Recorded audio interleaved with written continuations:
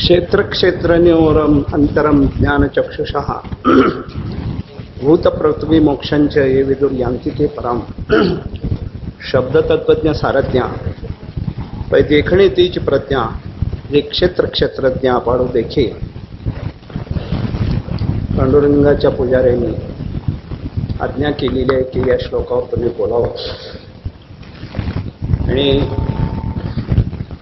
ज्ञानेश्वर महाराजांच्याच भाषेत प्रभू तुम्ही महेशाची मूर्ती.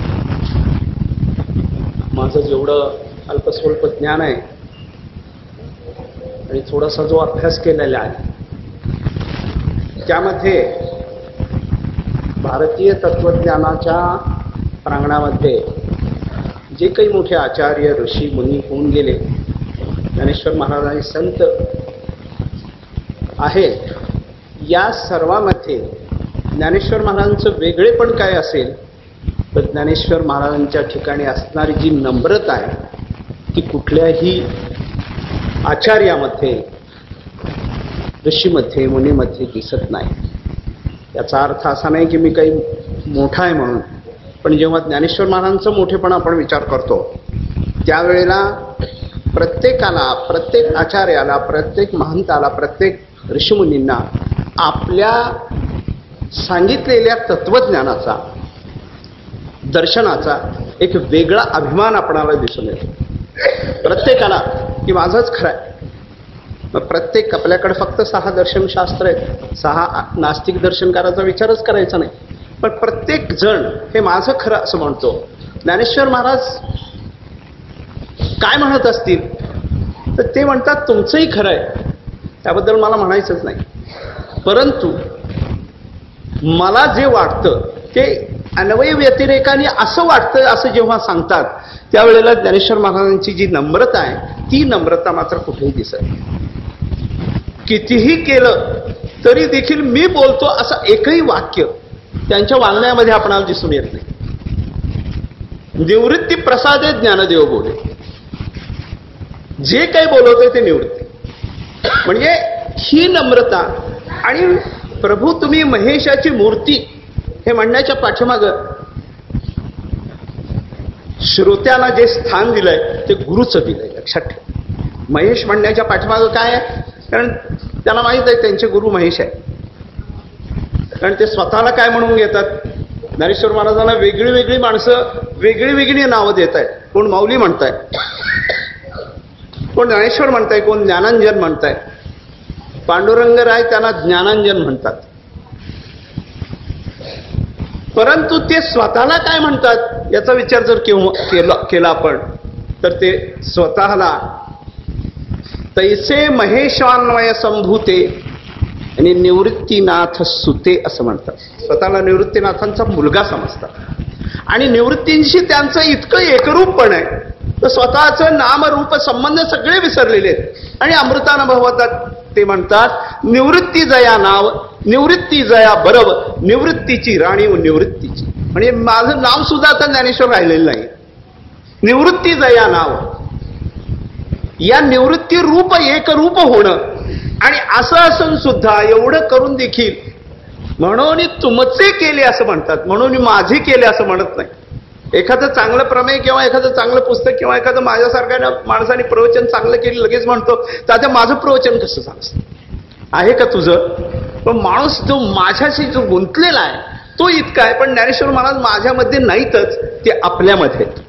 आणि त्यामुळं त्यांची जी प्रज्ञा आहे, त्यांचा जे अभ्यास आहे, त्यांचा जो तत्वज्ञानाचा परामर्श आहे किंवा त्यांनी जे सांगितलेलं आहे, सोप्या भाषेत सांगायचं म्हटलं तर निवृत्ती प्रसादे ज्ञानदेव बोलो, ही त्यांची भूमिका आहे. आणि ही भूमिका त्यांच्याशी इतकी अतूट होती की त्यांना दुसरं निवृत्तीशिवाय दुसरं दिसतच नाहीये. म्हणून तो प्रभू तुम्ही महेशाची मूर्ती, तुम्ही महेश आहात, माझे सद्गुरू आहात. आणि मग ज्ञानेश्वर महाराज जर तुम्हाला महेश म्हणतील, माझ्यासारख्या पामराने तुमच्या पायावर डोकं ठेवून बोलल्याशिवाय, सांगितल्याशिवाय काही बोलणं हे मी तरी स्वतःला माझा मूर्खपणा समजतो.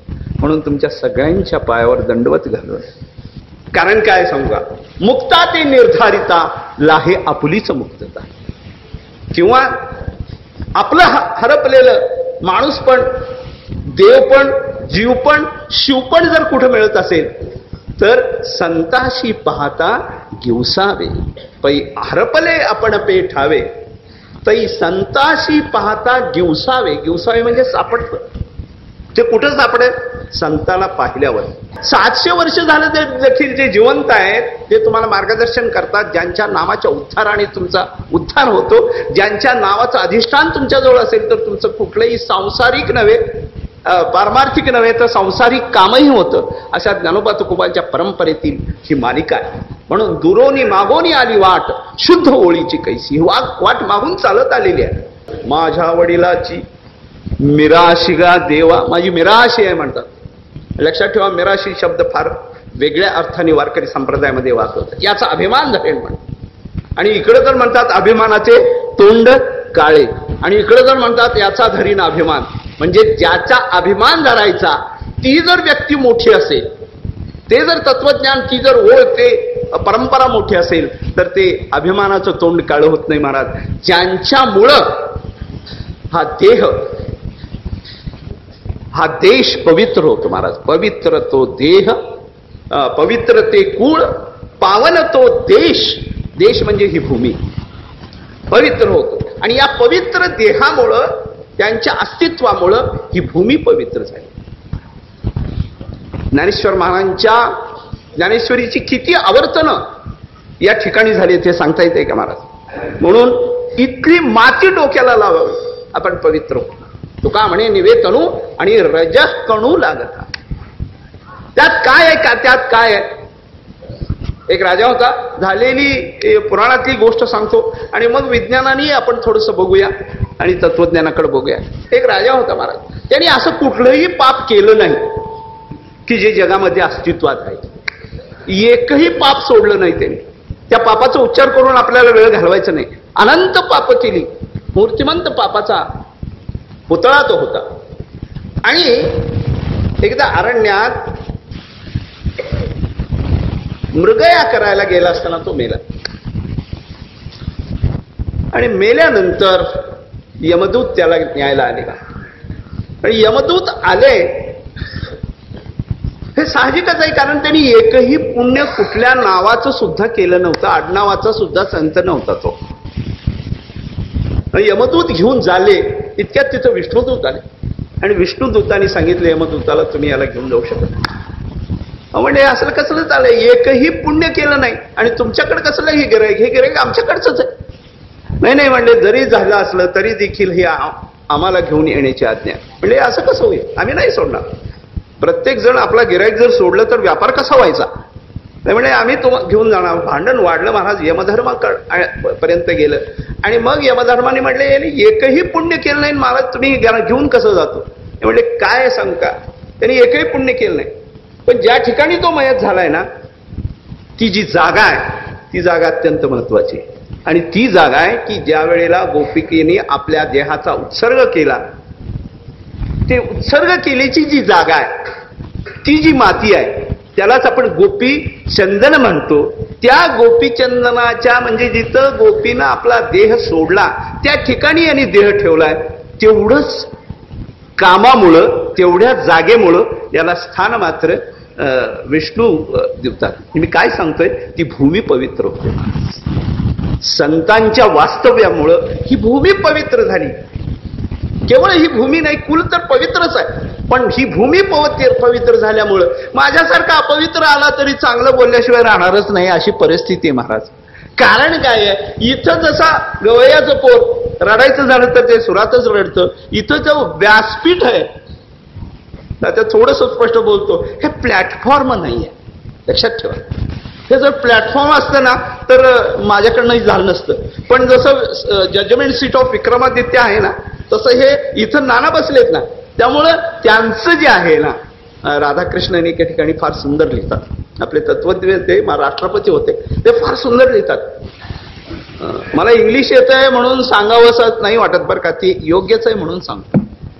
ते म्हणतात, we are the man seeking for the great cause, because cause is great, greatness will come to अस.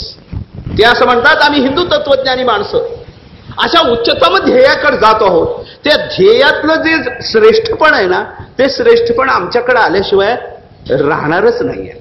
तसं ज्या सिंहासनावर मी बसलोय, व्यासपीठावर बसलोय, ते व्यासपीठच इतकं उच्चतम आहे की त्यातला मोठेपणा माझ्याकडे आल्याशिवाय राहणारच नाही. त्यामुळे मी काही जरी बोललो तरी नानांनीच बोललो असल्यामुळं मला कुठलीही भीती नाही आहे. नानांच्या पवित्र चरणावर मस्तक ठेवून आपण जो विषय घेतलेला आहे आणि तो विषय तात्यांनी काढून दिलेला आहे, तो विषय आहे क्षेत्रज्ञ विभाग, 13वा अध्याय. ज्याला साधक म्हणून व्हायचंय ना त्यांनी 9वा 12वा 15वा वाचायची गरज नाहीये, बाकीच्याचा अभ्यासही करायची गरज नाहीये. जो साधक म्हणून राहतो त्यांनी कुठला अध्याय वाचावा असेल तर तो 13वा अध्याय. लक्षात ठेवा, साधकाची दशा उदास असावी आणि उपाधी नसावी अंतर्बाह्य, या एका तुकाराम महाराजांच्या उक्तीप्रमाणे हा सगळा 13व्या अध्यायातला प्रपंच ज्ञानेश्वर महाराजांनी केलाय. आणि ज्ञानेश्वर महाराज जेव्हा बोलतात तेव्हा एका श्लोकावर काही वेळेला एकच श्लोक ओवी टाकून रिकामी होतात. वासांशी जीर्णानी यथा विहाय नवानी गृह्णाते नरोपराणी, या श्लोकावर ज्ञानेश्वर महाराजांनी फक्त एक ओवी लिहिली, जास्त लिहिली नाही. केवढा मोठा त्या श्लोकाचा आवाक आहे, पण ज्ञानेश्वर महाराज म्हणतात एकच ओवी माझी बास आहे, एवढा मोठा जरी असला तरी.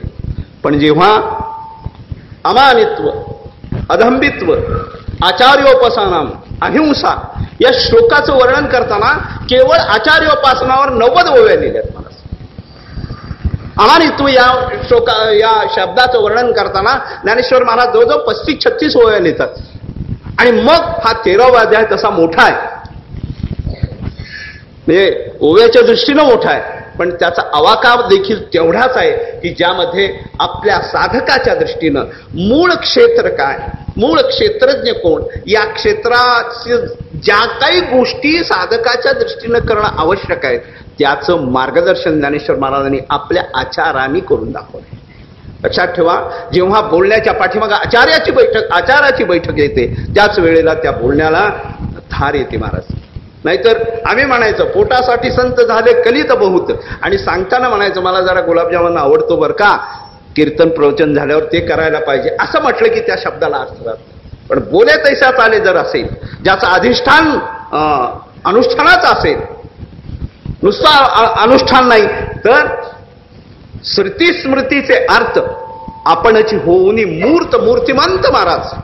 ज्ञानेश्वर महाराजांचं सगळं समग्र चरित्र पाहिलं तर त्या चरित्रातलं दिसणारं जे व्यक्तिमत्व आहे ते व्यक्तिमत्व मूर्तिमंत प्रत्येक गोष्ट आहे. ज्ञानही तिथं मूर्तिमंत आहे, भक्ती तिथं मूर्तिमंत आहे, योगही तिथं मूर्तिमंत आहे, तत्वज्ञानाचा दर्शनकारही तिथं मूर्तिमंत आहे. म्हणजे प्रत्येक गोष्टीची पूर्णता त्या तत्वज्ञानाच्या त्या व्यक्तिमत्वातून दिसतो. आणि मग असं व्यक्तिमत्व जेव्हा बोलतं त्यावेळेला काय होतं महाराज, त्यावेळेला ज्ञानेश्वरी निर्माण होते, अमृतानुभव निर्माण होतो, अभंग निर्माण होतो, आणि सगळ्यात शेवटी हरिपाठाचा भाग येतो. आणि मग किती सोपं सांगितलंय त्यांनी, सर्व सुख गोडी साही शास्त्र निवडी आणि रिकामा अर्धघडी राहून. ज्ञानेश्वर महाराज शिकवतात असं तुम्हाला किंवा मला काय शिकवतात, पहिल्यांदा म्हणतात देवाची द्वारी उभा क्षणभर, एक क्षणभर राहा बाबा, जास्त काही नको, बाकीचे सगळे क्षण संसारात तुझे गेले तरी चालतील, पण एक क्षणभर राहा. क्षणभर हा कालमानाचाच विचार आपण करू, जास्त नाही करायचा. तो क्षण कुठला काय याचाही विचार नको, फक्त कालमानाचा जर विचार केला, क्षणभर थांबा असं म्हणतात. पण परत जर ज्ञानेश्वर महाराजाला विचारलं, ज्ञानेश्वर महाराज तुमचं क्षणभर म्हणजे काय सांगा की आम्हाला कळत नाही, ते 26 अभंग या क्षणभराचं उत्तर देत नाही. माझ्या कालमानाचा जो क्षणभर भाग आहे तो गप्प बसतात आणि शेवटच्या अभंगात सांगतात सर्व सुख गोडी साही शास्त्र निवडी आणि रिकामा अर्धगडी राहून. याला क्षणभर म्हणायचंय. बघा कसं जमतंय तुम्हाला. म्हणजे ज्ञानेश्वर महाराज सांगताना पहिल्यांदा गोड सांगतात. म्हणजे शाळेत जाताना जसं एखाद्या मुलाला आपण चॉकलेट द्यावी तर आपणही म्हणतो एक क्षणभर काय, आम्ही आत्ताच थांबतो, 2 तास थांबतो. पण ज्ञानेश्वर महाराजाचा क्षण आहे तो तुमचा माझा क्षण नाही आहे. ज्ञानेश्वर महाराज क्षण सांगतात रिकामा अर्धगडी राहू नको, क्षणाचा देखील अर्धा भाग सुद्धा रिकामा राहू नको. रिकामा राहू नको म्हणजे काय, कर संसार कर. नाही महाराज, तुकाराम महाराजांना विचारू रिकामा शब्दाचा अर्थ काय.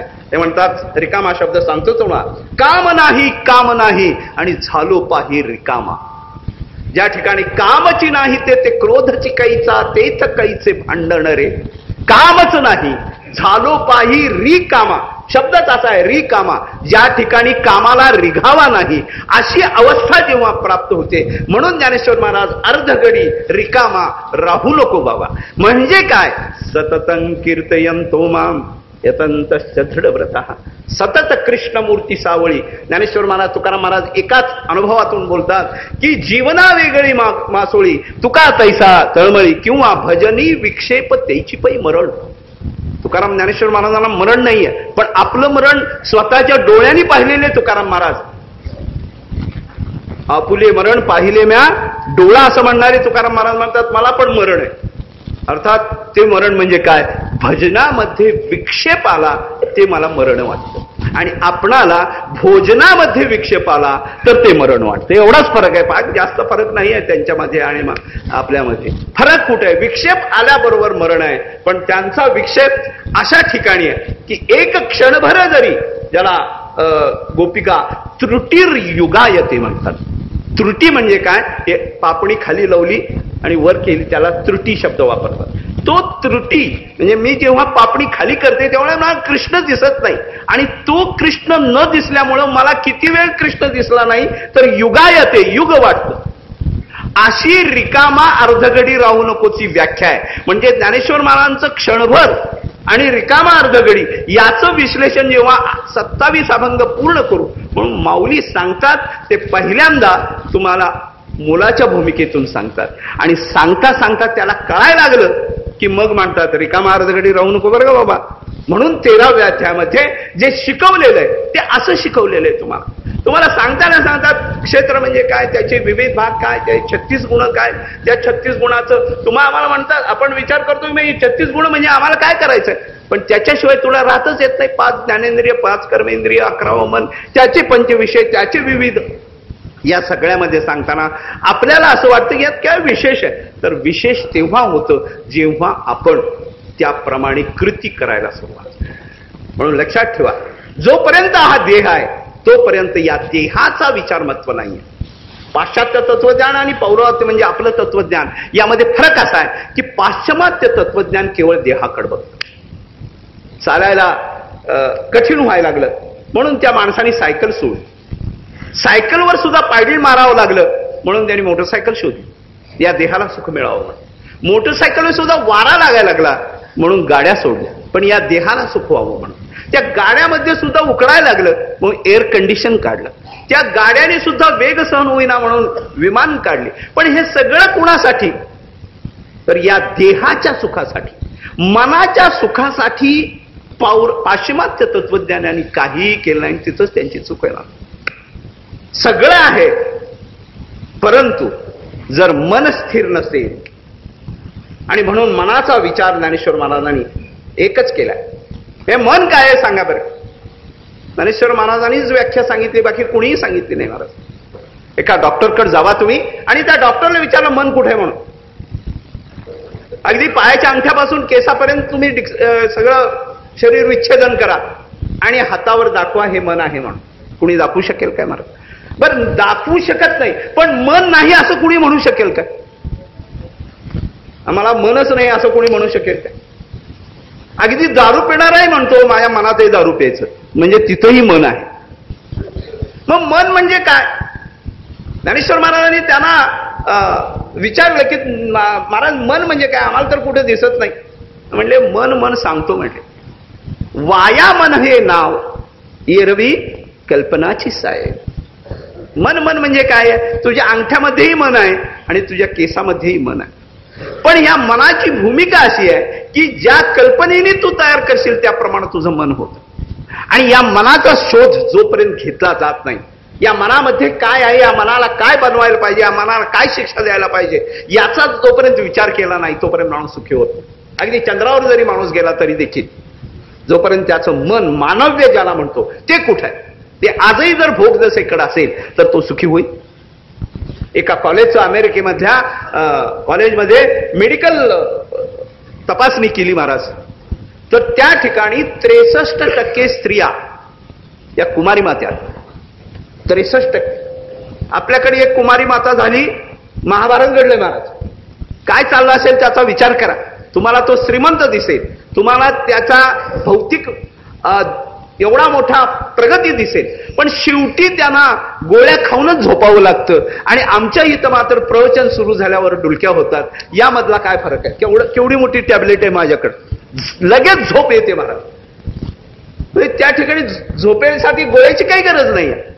यासाठी आपल्या तत्वज्ञानीने काय केलं तर पहिल्यांदा अधीरा माझ्या मना ऐक रे गोष्टी, तुझ्या सहिताच्या गोष्टी सांगतो म्हणून मनाचा शोध घेतलेला. 13व्या अध्यायात ज्ञानेश्वर महाराजांनी या मनाला फार मोठं महत्व दिलंय की मन जे आहे ते काय करतंय, तर त्या मनाच्या पाठीमागे कसं जायचंय किंवा मनाला आपल्या अधिकारामध्ये कसं घेता येईल. म्हणजे जो अभ्यास आहे ज्याला आपल्या दृष्टीनं तप म्हणू, त्या तपाचा परिणाम या पहिल्यांदा मनावर सांगितलाय, देहावर नंतर आहे.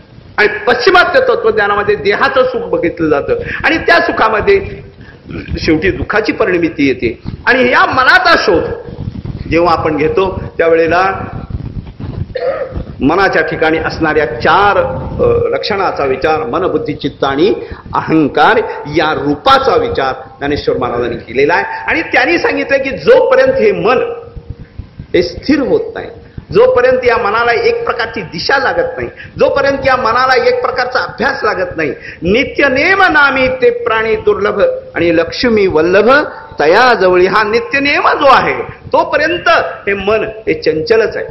अर्जुनाने प्रश्न विचारला, त्याचं उत्तर स्वाभाविक भगवानाने दिलंय. ते म्हणतात माझं मन स्थिर राहत नाही, मी काय करू, चंचलम मन मे कृष्ण. त्यासाठी भगवान श्रीकृष्णांनी पहिल्या तुकड्यामध्ये अर्जुनाचं मान्य केलेलं आहे. असंशयम महाबाहो मनो दुर्निग्रहम चलम.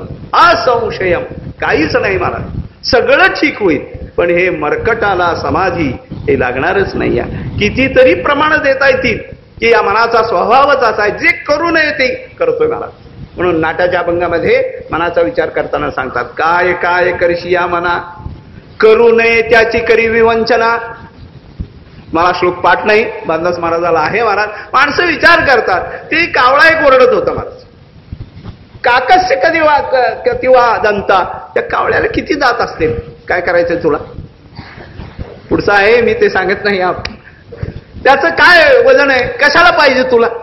पण माणूस काय काय करशी या मना, करू नये त्याची करी विवंचना. जे करायला नकोय त्याची विवंचना करायची. पण या मनाचा तो स्वभाव आहे. पण त्या मनाला जर सांगितलं, जर तू एकच काम कर, ठाईच बैसोनी करा एक चित्त, आवडी अनंत आळवावा, किंवा आवडीने भावे प्रभू नाम घेशी, तुझी चिंता त्याशी सर्व आहे. जे करू नको म्हणाल ते बरोबर करायचं. म्हणून आमच्याकडं 9 नाथामध्ये एक अडभंगनाथ आहे महाराज, त्याचं सगळं उलट आहे. त्याला जर म्हटलं की तू तप कर, तुझ्या बापाचं काय जात आहे, अरे तू गुरु कर, तुला काय करायचं. मग गोरक्षनाथाने उलट केलं, म्हणले मी तुझा गुरु, तू माझा गुरु हो, तू माझा गुरु हो म्हटल्याबरोबर ते अडभंगनाथ म्हटले, मला गुरु हो म्हणतोस बेटा, तूच माझा हो ना. म्हणजे सगळं उलट. आणि या उलट्यामध्ये तुम्हाला बाकीचं कथा माहित आहे, मला एवढंच सांगायचंय, मन जे आहे ते मन असं आहे, ते कधीही स्थिर होत नाही. कारण काय आहे, ते वायुतत्वापासून निर्माण झाले आणि नुसत्या वायुतत्वापासून नाही आहे, तर त्याची चंचल हा त्याचा स्वभावच आहे. आणि हे चंचल मन कुठे स्थिर राहील, विषयात नाहीच महाराज. कारण कुठलाही विषय त्याला दिलं की तो विषय पूर्ण जर झाला तर लोभ आला आणि अपूर्ण झाला तर क्रोध. बघा तुम्हाला वारीला चला ना, पाय रस्त्याने आलो असतो, माझं अजून लग्न व्हायचंय, बरं लग्न केल्यावर तरी चल, नाही आलो असतो, मला नोकरी नाही, बरं नोकरी दिली, आता तरी नाही, आता तर बायको गरोदर आहे, मुलगा नाही, बरं मुलगा झाला, मुलगा अजून लहान आहे, मोठा झाल्यावर येईल, मोठा झाला, मुलाचं लग्न व्हायचंय, ठीक आहे, मुलाचं लग्न झालं, आता तरी ये की, नाही अजून त्यांनी मला जोड्याने मारलं नाही, मी कसं येऊ. या पद्धतीनं आपली प्रकृती निर्माण होत असते. आणि ती जोपर्यंत होत नाही तोपर्यंत माणसाला वाटतं की ह्यात इदम मे स्यात हे मला पाहिजे. आणि त्यामुळं त्या मनाला कुणीही पूर्ण अंशाने सुखी करत नाही. कुठं राहील ते तर समाधान जीव राहिला निश्चळ आणि गेली हळहळ स्मरण हे, त्या ठिकाणी मात्र ते स्थिर राहतं महाराज. त्यासाठी ज्ञानेश्वर महाराजांनी फार सुंदर दृष्टांत घेतला. मौलीचे दृष्टांतच महत्वाचे आहेत बघा, आणि तुमच्या माझ्या दृष्टीने दृष्टांतच कळावेत. सिद्धांत कळण्याची माझी तरी लायकी नाहीये महाराज. ज्ञानेश्वर महाराजांनी एक दृष्टांत दिलाय, तो दिलाय लक्ष्मीचा. तो किती चंचल आहे माहिती आहे तुम्हाला. लक्ष्मी अत्यंत चंचल महाराज. भागवतकारांनी म्हणजे आमच्या नाथ महाराजांनी 26 दोष त्या संपत्तीचे दिलेले. पण ही चंचल असणारी लक्ष्मी मुकुंदाला पाहिल्यावर जशी स्थिर होते का, लक्ष्मी स्थिरावली मुकुंदी जैशी. मुकुंदाला पाहिल्यावर जशी स्थिर होते तसं हे मन अत्यंत ठिकाणी जात असताना सुद्धा त्याला एक परमार्थाची जर गोडी लावली, या आठा पहारा माझारी मोठके निमिष दे तुझा. लक्षात ठेवा, जोपर्यंत हे निमिष त्याला कळलं नाही तोपर्यंत ते पळतच राहणार. साध्या सुध्या तुमच्या माझ्या माणसाची गोष्ट सांगत नाही महाराज. कानाला हात लावून चुकलं म्हणून सांगतो. फार मोठ्या माणसाची मी गोष्ट सांगणार आहे की हे मन कसं आहे आणि कसं कुठं जात आहे. ज्यांची सांगणार आहे ते आमच्या आईसाहेब आहेत, सीतामाई आहेत. त्यामुळे त्यांचं काही दोष सांगणं माझं काम नाही आहे, पण मनाचा दोष मात्र निश्चित सांगतो. 13.5 वर्ष झाले आईसाहेब आमच्या अनवाणी प्रभू रामचंद्रावर चालतायत. जी काही सुख दुःख आहे ते भोगतायत. 13.5 वर्ष झाले आणि शेवटचे 6 महिने राहिले. विचारच करतायत दोघ जण की आता काय 6 महिने राहिलेत, आपण जायचं, राज्याभिषेक करायचं, राज्य वगैरे करायचं, असे दोघ जण विचार करताय. दरम्यान त्या पर्णकुटीमध्ये एक मृग आला. माहित आहे तुम्हाला गोष्ट, त्यात काय माझ्यासारख्या आणि काही नवीन सांगायचं मला. पण तो मृग पाहिल्याबरोबर मन काय झालं जीवाचं, मी आता आईसाहेब म्हणत नाही, त्या जीवाचं मन छायतो विषयान पुसहा संगस्ते शुपजायते. मला असावं असं वाटलं. कशासाठी? आईसाहेबाजवळ काही चोळीला कापड नव्हतं. आईसाहेब लक्षात ठेवा, तुमचं आमचं का सांगत नाही, त्यांचं सांगण्यापाठीमाग माझी एक भूमिका आहे, चांगली भूमिका आहे. ती भूमिका अशी आहे की आईसाहेबाला सोनं काही नवीन नव्हतं महाराज. आपल्याला सोनं पाहायसाठी आता याच्यातच जावं लागणार आहे, म्युझियम मध्ये जावं लागणार आहे आणखी काही वर्षांनी. पण आईसाहेबांचं जीवन सोन्यमय कसं होतं सांगतो. आईसाहेब जे बाहेर पडल्या ना, ते जो नांगर होता ना तो कशाचा होता तुम्हाला माहिती? जनकाने ती सुवर्ण भूमी नांगरायला सोन्याचा नांगर होता ना. आईसाहेब ज्या पेटीमध्ये होते ना, ती पेटी कशाची होती? सुवर्णाची होती महाराज. आईसाहेब ज्या राज्यात चक्रवर्ती राजाकडं, तिथं सोन्याला काही कमी होते. ज्या घरात पडले त्यांना काही सोन्याचं कमी होतं का? म्हणजे सोनं नवं नव्हतं तरी देखील सोन्याचा मृग पाहिल्याबरोबर जीवाची मनाची भूमिका काय झाली, मला हे असावं. आणि जेव्हा मी अयोध्येला जाईन ना, त्याची कांचोळी घालून मी जाईन. एक भूमिका झाल्याबरोबर काय बदललं सांगा बरं. प्रभू रामचंद्र जवळ बसले होते, गप्पा मारत होते मला. पण तो मृग पाहिल्याबरोबर प्रभू रामचंद्राने म्हटले की मला ते पाहिजे. ते मृग जसा जाईल तसं जो देव जवळ बसला होता जीवाच्या, त्या जीवाने त्या देवाला बाजूला काढलं. म्हणजे जा. विषय समोर आला की जीव देवाला मानतच नाही. कामातुराणाम न भयम न लज्जा. काम अंतःकरणात, कामाचा रिघावा अंतःकरणामध्ये झाल्याबरोबर अंतःकरणाजवळ असणारा परमात्मा किंवा प्रभू रामचंद्र सीतामाईच्या जवळ आहेत, त्यांनी त्या देवाला हाकललं आणि त्या विषयाच्या पाठीमागं पाठवलं. देव कृपाळू आहेत महाराज. मी जरी गेलो तरी जीवाचं संरक्षण संतांनी करावं म्हणून लक्ष्मण महाराजांना जवळ ठेवलं. पुढची कथा माहित आहे तुम्हाला. हा काली लक्ष्मणाधा जीव इतका कृतज्ञ आहे की जीवाला सांभाळण्यासाठी संत आहेत, पण त्या संतांना सुद्धा दुरुक्त करून जीव त्या संतांना सुद्धा बाजूला काढतो का नाही सांगा बरं. लक्ष्मणा जा म्हणले, तुझ्या मनात काळा. म्हणजे संतांना सुद्धा वाईट वागणं हा जीव देऊन टाकतो. जा म्हणतो. जसं आज तुकाराम महाराजांचा खून झाला होता, अमकं झालं होतं, तमकं झालं होतं. म्हणजे जीव इतका कृतज्ञ नाही की ज्यांनी उपकार केले त्या संतांना सुद्धा बाजूला पाठवतो. संत जातात, पण तरी देखील संत कृपाळू आहे. ते म्हणतात या जीवाचा उद्धार व्हायला पाहिजे. एक रेष ओढून जातात महाराज. रे जीवा, आता या रेषेच्या पलीकडे तरी जाऊ नको. ही रेषा कशाची आहे महाराज? कर्म.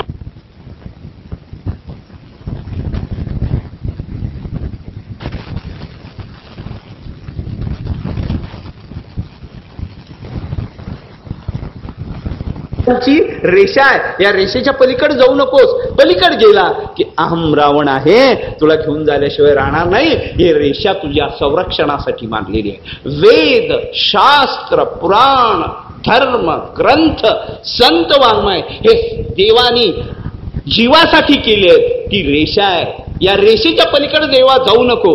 पण जेव्हा अहंकार कामाचा मनामध्ये रिघावा होतो, त्यावेळेला देव बाजूला सोडला, संत बाजूला सोडले, आणि संतांनी केलेली जी मर्यादा आहे ती सुद्धा बाजूला जाते. आणि बाजूला गेल्याबरोबर काय आहे महाराज? रावणाच्या ताब्यात जावं लागतं. सीतामाई सारख्यांना 6 महिने रावणाच्या ताब्यात जावं लागलं. आपल्यासारख्यांना सततच रावणाचा ताबा आहे, माहिती दुसरं काही नाही. रावण म्हणजे अहंकार, दुसरं काही नाही. रावण म्हणजे काम, रावण म्हणजे क्रोध.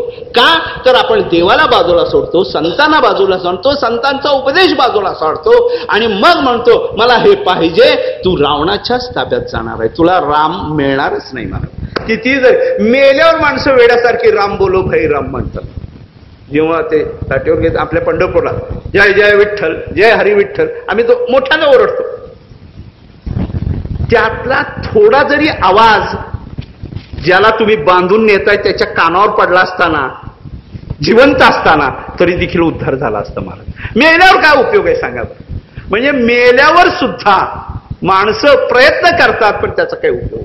मला सांगायचं काय की जीव जेव्हा मनाच्या या भूमिकेतून बाजूला जातो, ज्याचं अवधान चुकलं जातं, ज्याचा विवेक चुकला जातो, ज्याचा आचार चुकला जातो, मग आई साहेबांनी 6 महिने जेव्हा शोक केला, त्यावेळेला तुकाराम महाराजांनी एक संवाद आपल्या पुढे ठेवलेला आहे. आणि तो संवाद आहे आपल्या अत्यंत प्रिय अशा सखी त्रिजटेला बोलताना. ती म्हणते, सांग वो त्रिजटे, हे त्रिजटे मला सांग की मी काय पाप केलंय. आणि आपल्या जीवनाचा सगळा पाडा सीतामाई वापरतात. मी कधीही खोटं बोलले नाही. प्रभू रामचंद्राशिवाय अन्य पुरुषाचा कधीही विचार केलेला नाही. मी कधीही पती पत्नीचा वियोग केला नाही. अशी सगळ्या गोष्टी ती सांगते.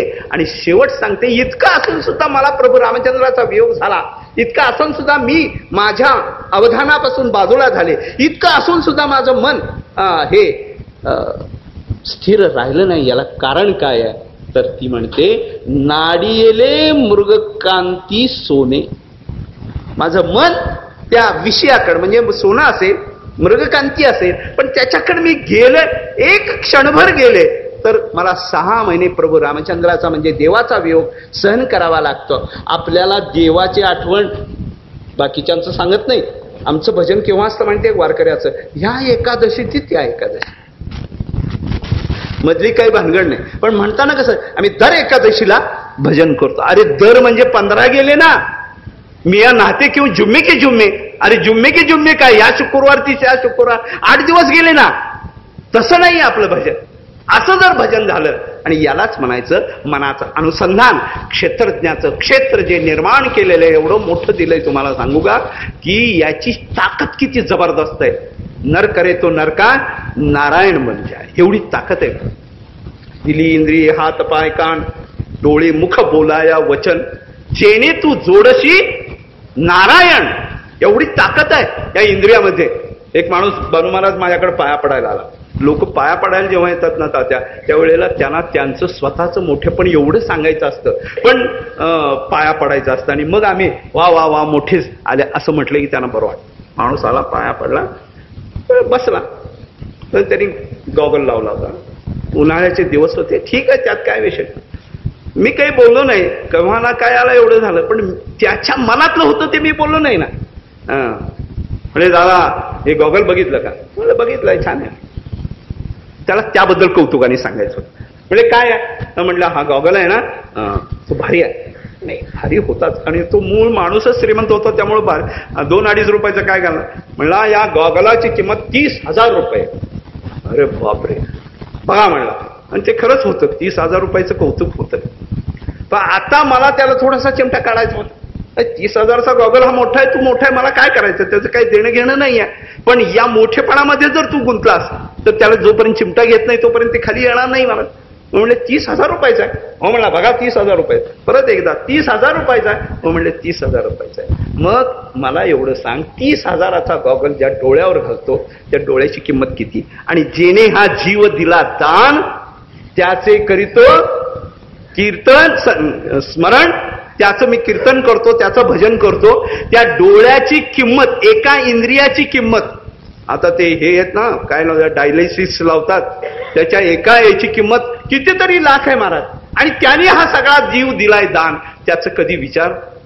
कधीतरी यांनी मला हे दिले, इंद्रिय दिलेत, डोळे दिलेत, मुख दिलेत, कान दिलेत, ज्या कानाने आपण काय ऐकू शकतो, काय बोलू शकतो, काय करू शकतो. कर्तृत्व भोक्तृत्व एवढं जबरदस्त या शरीरामध्ये आहे. विवेकानंदांच्या जीवनामध्ये अशीच एक घटना झाली महाराज. त्यांचे वडील वकील होते, पण जेव्हा वारले त्यावेळेला आर्थिक एवढी त्यांच्यावर संकट आलं की एक दिवस अन्न खायची सुद्धा त्यांना भ्रांत झाली. खूप प्रयत्न केले आणि मग विवेकानंदांच्या डोळ्यातून पाणी आले. आई बसली होती महाराज, बाकीचे घरचे लोक बसले होते. आणि मग पाणी पाहून त्या आईचं हृदय हे केलं, हेलावलं आणि म्हणले, तू रडतोस का? म्हणले, सगळं खोटं आहे, देव खोटा, धर्म खोटे, सगळे खोटे, किती प्रयत्न करतोय मी, काय किती प्रयत्न केले नाहीत का? आणि असा तुझा देव आहे. म्हटले, या देवाने मला काय दिले असा प्रश्न विचारला मला. त्यांची माता सुद्धा विवेकानंदांची माता होती, म्हणजे साधी नव्हती महाराज. राग आला, देवाला बोलतोय म्हणून राग आला. तू तुझ्या कर्माला बोलत नाहीस, तू देवाला बोलतोस. देवाने काय दिलं म्हणतोस? देवाने काय दिलं ते मी तुला दाखवतो म्हणून त्याचा दंड झाला. दरदर ओढून महाराज एका आरशा पुढे नेले आणि म्हणले, देवाने काय दिलंय त्या आरशात बघ. दिली इंद्रिये, हात पाय कान डोळे मुख बोलाया वचन, एवढी मोठी ताकद दिली आहे. नरदेह निधान लागले हाती, उत्तम सार उत्तम गती. देव होऊ म्हणती तरी होतीच, दुसरं काही नाही. जर ठरवलं या देहाने देह व्हायचा तर देवच होऊ, एवढी ताकद आहे महाराज. किती ताकद आहे. कृष्ण स्वरूप ते झाल्यानंतर रुक्मिणी माता वर्णन करते, लाजले गे माये कोणाशी ओवाळू, आणि जिकडे पाहावे तिकडे चतुर्भुज गोपाळू. इतकं तत्स्वरूप होतो महाराज. ध्यानाने हरी ओम तत्सद या शब्दाचाच अर्थ की त्या स्वरूपामध्ये जातो. नुसतं स्वरूप होत नाही, पण ते करायला पाहिजे. तुकाराम महाराजांची भाषा थोडीशी कठोर आहे, पण ती सत्य आहे. ते म्हणतात, नकरी त्याचे गांडेपण नारायण सिद्ध उभा. नारायण सिद्ध उभा आहे, तो तुम्हाला भेटत नाही. तुमचं नपुसकत्व म्हणजे या मनाला, या देहाला, या क्षेत्रज्ञाला जर ओळखायचं असेल, तर क्षेत्रज्ञाला कळायचं असेल तर पहिल्यांदा तू देह काय आहे हे पहा. आणि या देहालाच आपल्या भाषेमध्ये साधन मानलेलं आहे. अधिष्ठानम, हे अधिष्ठान आहे महाराज. कशाचं अधिष्ठान आहे?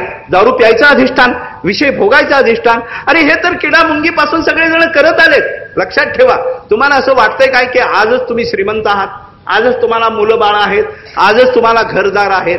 त्या किडामुंगीला विचारावं, तू कसं आहे? तर ती म्हणली, मी माझ्या महालामध्ये राहते, माझी खोली एअर कंडिशन आहे, मी सुद्धा माझ्या नवऱ्याबरोबर संसार करते, मी देखील माझ्या नवऱ्याला बोलू का जोड्याने मारते. तुम्ही मारता म्हणून काय विशेष फरक आहे? जे जे आहे ते सगळं आहे, फक्त लिमिटेड कंपनी आहे. आपल्याला वाटतं हे सगळं आपल्याला मिळालं, तसं नाही आहे. ज्या ज्या योनीमध्ये आहे त्या ठिकाणी त्या योनीमध्ये सुद्धा भजन हे मात्र करणं जर आवश्यक असेल तर मात्र महाराज सांगा बरं, गरुडाने केलेली तपश्चर्या, मारुतीरायाने तपश्चर्या, कुठल्याही महाराज केलेली, गजेंद्रांनी केलेली तपश्चर्या ही वाया गेली महाराज? देह नसल्यामुळं वाया गेली, मनुष्य देह नसल्यामुळं नाही महाराज. भजन करायला, मार्गावर यायला कुठल्याही साधनाची, कुठल्याही देहाची अपेक्षा ठराविक असं नाही आहे. मग तुम्हाला जर सगळंच दिलं असेल, नुसतं इंद्रिय दिली नाही आहेत, तर बुद्धी दिली आहे महाराज. आणि त्या बुद्धीनं काय करायचंय? हे चांगलं काय, वाईट काय, सारा सार विचार. त्रिगुण असार, निर्गुण हे सार, सारा सार विचार. ऐका विचार. आणि तो जर नसेल तर त्याला माणूस म्हणायचं का महाराज? मुंबईला गेलो एकदा आणि चुकून मी उजव्या हाताने चाललो, उजव्या हाताने चालल्याबरोबर पोलिसांनी मला धरलं, तुमची रॉंग साईड झाली म्हणून, चुकलं म्हणले, तुम्हाला 10 रुपये दंड. आता चुकलंय म्हटल्यावर म्हणलं मी दंड द्यायला तयार आहे, पण जे जे रॉंग साईडला जातील त्या सगळ्यांना तुम्ही दंड केला पाहिजे, मी एकटाच दंड देणार नाही. म्हणजे तसंच आहे, जे काही रॉंग साईडला जातील त्याला आम्ही दंड देणारच म्हटलं. मी खिशातनं 10 रुपये काढले त्याला देणार इतक्यात म्हटलं हे बाकीचे जे चाललेत ना त्यांना सुद्धा दंड करा. तर बाकीचे जे चालले होते ना ती गाढव होती महाराज, उजव्या बाजून चालले माझ्यासारखीच. त्या गाढवाला दंड आहे का? म्हणतो नियम जो आहे तो माणसासाठी, तसं शास्त्र जे आहे ते तुमच्या माझ्यासाठी. शास्त्र सांगेल ते सांडावे, ते राज्यही तृण मानावे. सांगितलं ना शास्त्राने 14 वर्ष जायला पाहिजे, वडिलांची आज्ञा आहे महाराज, विचार नाही केला. ते हु तू पण कामा नये सांगितल्याबरोबर लगेच अनवाणी आपण काय केलं असतं? माझे काय दोष आहे, आमचं आत्ताच माझं पट्टाभिषेक व्हायला पाहिजे आणि मग त्यानंतर आम्ही विचार करू. हा विचार नाहीये. शास्त्र सांगितलं, वडिलांची आज्ञा ही मानायलाच पाहिजे, त्याप्रमाणे ते निघाले महाराज. आणि ही भूमिका जोपर्यंत अंतःकरणामध्ये येत नाही तोपर्यंत परमार्थ होत नाही. आणि म्हणून शरीरावर तुळशी माळा घालून या मनाला होय होय वारकरी आणि पाहेरे पाहेरे पंढरी जी दिशा दिली जाते त्याच्यासाठी 13वा अध्याय महत्वाचा आहे. आणि त्या 13व्या अध्यायात सांगितलं की बाबा कसं वागावं, कसं पुण्य करावं, कसं परमार्थ करावा, नाहीतर आपला परमार्थ उभ्या बाजारात कथा हे तो नावडे पंढरीनाथ. कधीही परमार्थ उघडा करू नये महाराज. उघडा केलं की सगळं संपतं. आता जगच सगळं उघडं व्हायला लागलंय, पण त्यामधला जो शालीनता आहे ते संपलेलं आहे. परमार्थामध्ये तरी ते टिकून राहावं. म्हणून मी किती परमार्थ केला याचा उच्चार नाही करायचा. त्यांनी सांगितलंय स्वकीर्ती कानी नायकावी, पूज्यता डोळा न देखावी, मी अमुका एक ऐसी नवावी सेची जगा. से म्हणजे आठवण, आठवण सुद्धा व्हायला नको मी अमुक आहे, मी अमुक आहे ही आठवण ज्याला नाही आहे तो संत आहे. आणि मी अमुक आहे, अरे मी वकील आहे ना, मी साधा आहे का, असं म्हटल्याबरोबर जो से आहे, आठवण आहे, ज्याची मनाची आठवण विसरली नाही त्याला परमार्थ साधच नाही. असो ऐसा कोठे आठवची नाही, देहीच विदेही भोगुदशा. ही भोगुदशा विदेहावस्था प्राप्त व्हायची असेल, देह असूनही देहातूत प्राप्त व्हायची असेल तर या मनाला एक महत्वाचा जो भाग आहे तो शिकवणीचा आहे, तो अभ्यासाचा आहे, तो अनुष्ठानाचा आहे, तो तपाचा आहे. म्हणून ज्ञानेश्वर महाराज म्हणतात तपे विण दैवत निधल्या विण प्राप्त. तपाशिवाय म्हणजे अभ्यासाशिवाय काही जमतच नाही महाराज. किती पोरं कॉप्या करून पास झाले तरी देखील जेव्हा जीवनाच्या परीक्षेमध्ये तो उतरतो त्यावेळेला तो नापास झाल्याशिवाय राहणार. तसा परमार्थामध्ये जोपर्यंत परमार्थ हा कृतीमध्ये येत नाही, बोले तैसा चाले ही अवस्था प्राप्त नाही. नाहीतर बोले आण करी आण त्या कैचे ब्रह्मज्ञान. बोलायचं एक आणि करायचं एक नाही महाराज. जसं सांगितलंय आणि त्यांनी काय सांगितलं, जास्त काही सांगितलेलं नाहीये, लक्षात ठेवा. सर्वसामान्य माणसाला ते हठयोगी जमणारच नाही मला. नाडीत्रया माझी सुषुम्ना संचरण नसा देहामान ऐसे बोलती मुनिजन सांगितलंय त्यांनी. नाडीत्रयाच्या ठिकाणी सुषुम्ना संचरण करायचा, मग गुदवार अपान वायू वर आणायचा, वरचा वायू खाली घालायचा. हे जमेल का महाराज? ज्ञानेश्वर महाराज त्याचं वर्णन करताना सांगतात तहानेलिया तहानची पियावे. तहान लागली तर तहानच पिऊन टाकायचं, कसं जमेल? भूक लागली तर भूकच खाऊन टाकायचं, हे जमेल का? म्हणून योगाच्या वाटा जे रिगाले गा सुभटाचा या दुःखाचाची वाटा भागाला आपल्याला ती भानगड सांगितली नाही. योग याग विधी येणे हे सिद्धी. काय सांगितलं? एक तत्वनाम धडधरी म्हणा हरीशी करुणा येईल तुझी. बरं तुम्ही मग म्हणाल आम्हाला धड धरा असं म्हणताय, पण नाम आम्हाला धरताच येत नाही. आम्ही मनापासून जेव्हा नाम उच्चारलं की त्यावेळेला काय होतं? कीर्तनी बैसता निद्रे ना अमृताहुनी गोड नाम तुझे मन माझे केशव. का बाण घे, का घेत नाही सांग बरं? बरोबर जेव्हा नाम उच्चारलं ना इतर वेळेला तो विषयही येत नाही, तो विषय बरोबर त्या वेळेला येतो. मग अशा वेळेला आम्ही काय करावं त्याचंही उत्तर दिलंय. जाणीव नेणीव भगवंती नाही आणि उच्चारणी पाही मोक्ष सला. या ठिकाणी जाणीवेणी बघतोय का नेणीवेणी बघतोय हेही देव बघत नाही. मग पुत्रा पाचारिले पापिये दुर्जने तो अजामळू वैकुंठ सरतारे रे, किंवा त्या गणिका एक पाखरू पोखिले होते पाचारिले प्राण जाता, ती तयशी ऊर्ध्वगती ऐशी बोलती पुराणी, ही अवस्था प्राप्त होते. कारण काय? तो नामाचा महिमा. म्हणून नाम मनात असतानाही घ्या आणि नसतानाही घ्या, तो नाममहिमा. हा पेढा खाताना मी ठरवलं हा पेढा मला कडू लागायला पाहिजे, तरी देखील पेढा गोडच लागणार. आणि त्या पेढ्याला शपथ घातली, हे पेढ्या तुला आईची शपथ आहे मला गोड लागला पाहिजे, म्हणून जरी तोंडात टाकला तरी तो गोडच आहे. कारण काय? तो वस्तू महात्म्य तसं हे नाम महात्म्य, पण ते आचरणात आणलं पाहिजे. मनात असू अगर नसू, नेतेने हे करायलाच पाहिजे.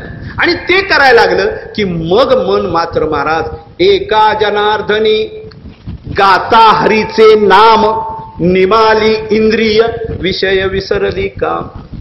त्या नामाचा असा महिमा होतो की आपण त्याचं नामस्मरण सतत करा, मनाने करा, अभावाने करा ना, मनात नसताना करा ना, चित्त नसताना करा ना, वाईट विचार असताना करा, पण तरी करायला सुरुवात करा. त्या नामाचा बोध असा होतो की एक वेळ असा येतो की ज्या ठिकाणी आठव नाठव गेला अवाभाव झाला, स्वयमेव पांडुरंग ही अवस्था प्राप्त होते. या नामाच्या महिन्यातून या मनाला जे शिक्षण द्यायचंय ते शिक्षण 13व्या अध्यायात देतात की एकदा का या क्षेत्राचा तुला ज्ञान झालं, त्या क्षेत्रज्ञामध्ये असणारा जो मी आत्मा राम आहे त्याचं ज्ञान झालं की मग तुझं काहीही काम राहत नाही महाराज. तैसा हृदया माझी मी रामू असता सर्व सुखाचा रामू. परंतु इथं आलं की सगळं संपलं महाराज. आणि इथं परंतु मध्येच तुम्ही आम्ही सगळेजण आहे. परंतु काय आहे? भ्रांताशी कामो विषयावर. ज्ञानेश्वर महाराज एक दृष्टांत देतात आणि तो दृष्टांतही तेवढाच पवित्र आहे, मोठा आहे महाराज. दूध किती पवित्र आहे हे सांगायची गरज नाही आहे. ते दूध जेव्हा काढतो ना त्यावेळेला दुधाच्या जवळ, अत्यंत जवळ माणूसही नाही आहे किंवा ते वासरू पण नाही आहे. त्या दुधाच्या स्तनाजवळ काय आहे माहित आहे का? ज्ञानेश्वर महाराज म्हणतात गोचीड आहे. किती जवळ आहे? पण ते गोचीड म्हणजे जीव काय पितो माहित आहे? रक्त पितो. विषयाचं रक्त पिण्याची आपल्याला सवय लागली, त्याच्या आतल्या बाजूला अमृत आहे हेच आपण विसरलो. पाहे पा दूध पवित्र आणि गोड, पासी त्वचेच्या पदराड. माऊलीचं वर्णन आहे महाराज. अत्यंत जवळ आहे परंतु ते अमृत पिणार नाही महाराज. संतांना दया आली बघा. 700 वर्षापूर्वी ज्ञानेश्वर महाराजांचं लिहिणं आहे. आज ते सिद्ध झालंय विज्ञानाने की प्रत्येक पदार्थामध्ये जंतू असतात.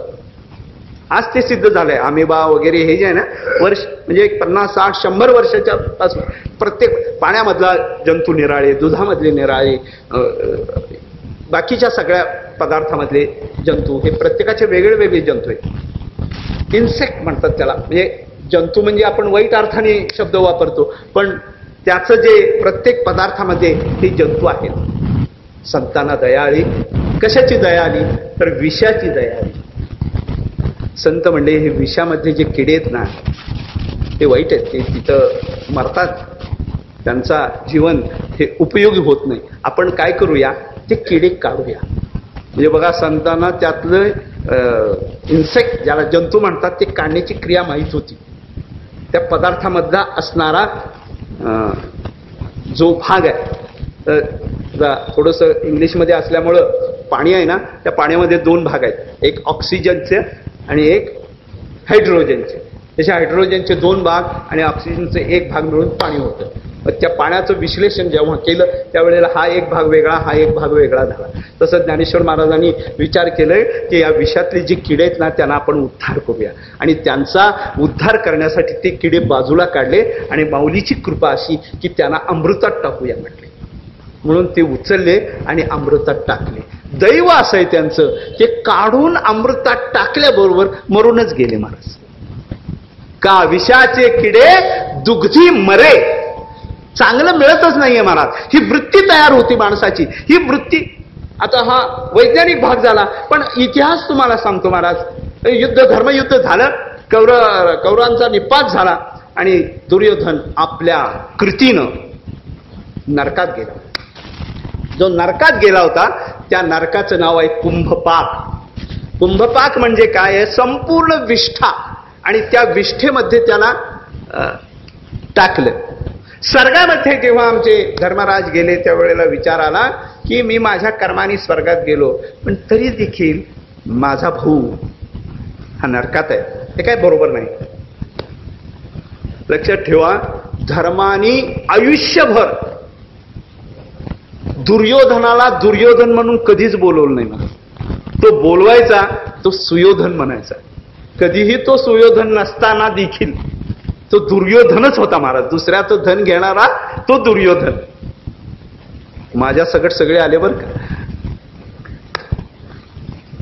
तो नरकात आहे असं वाटल्यानंतर त्यांना कृपा आली महाराज. संतांची कृपा कशी असते महाराज. स्वर्गातून नरकाकडे जाण्याची त्यांचं असं कुठलंही कर्म नव्हतं, पण संत जीवाचा उद्धार करण्यासाठी प्रत्यक्ष नरकात गेले महाराज.